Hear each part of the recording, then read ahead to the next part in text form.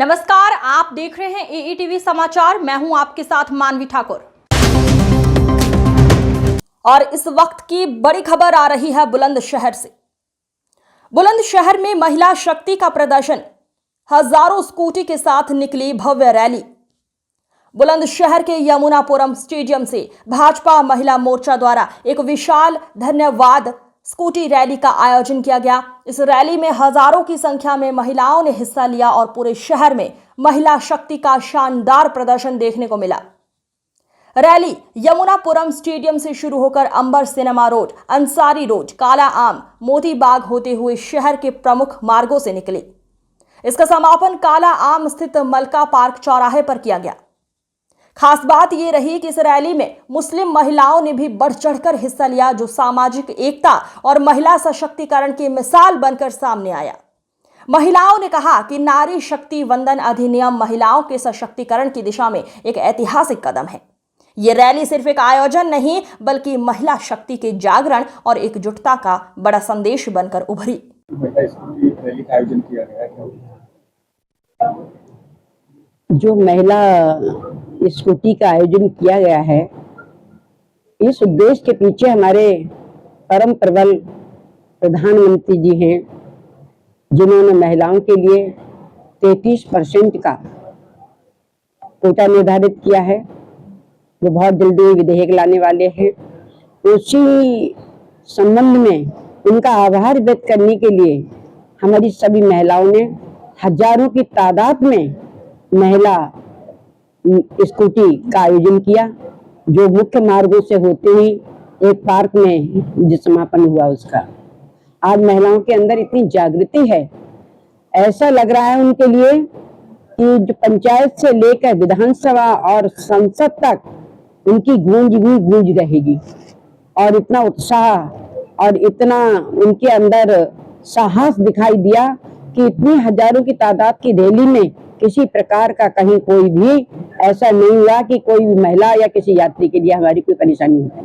Private स्कूलों को लेकर के आपका कुछ कहना है? जैसे कि अभी नेपाल में प्राइवेट स्कूल बंद कर दिए गए, उत्तर प्रदेश में भी आवाज उठने लगी है, तो प्राइवेट स्कूल के संचालक हैं वो एक ही बुक स्टोर से किताब लेने का दबाव डाल रहे हैं अभिभावक पर।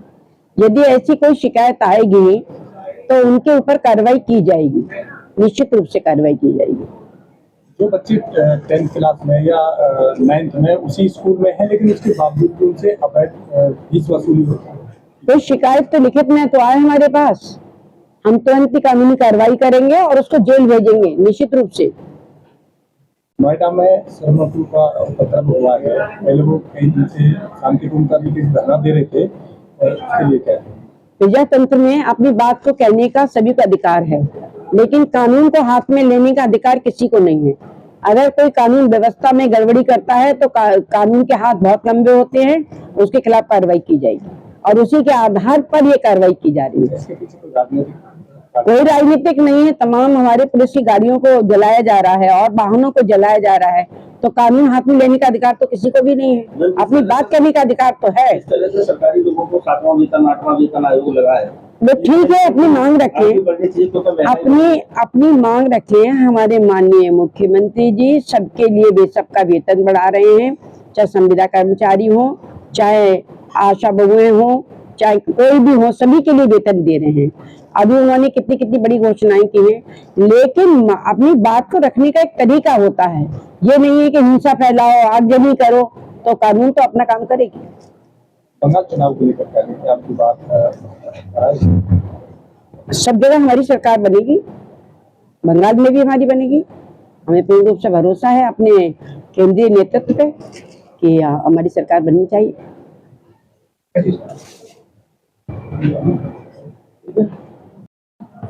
आज महिला रैली का आयोजन किया गया है, आपने भी भाग लिया है, क्या उद्देश्य?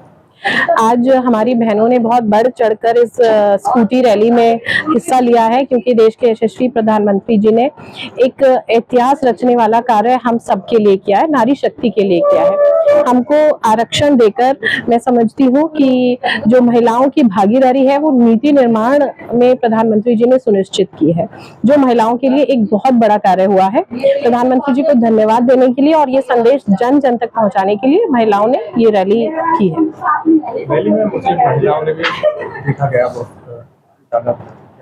देखिए, जब प्रधानमंत्री जी ने देश हित में कार्य किए हैं तो वो सबके लिए एक समान रूप से किए हैं, ना कोई वर्ग देखा ना कोई अन्य चीज देखी। जब हम को प्रधानमंत्री आवास योजना के माध्यम से घर मिले वो सबको समान रूप से मिले। हमारी मुस्लिम बहनों के लिए प्रधानमंत्री जी ने एक बहुत बड़ा कार्य किया, जिस 3 तलाक से वो हमेशा परेशान रहती थी, उनकी जो जीवन की दशा थी वो बहुत खराब थी।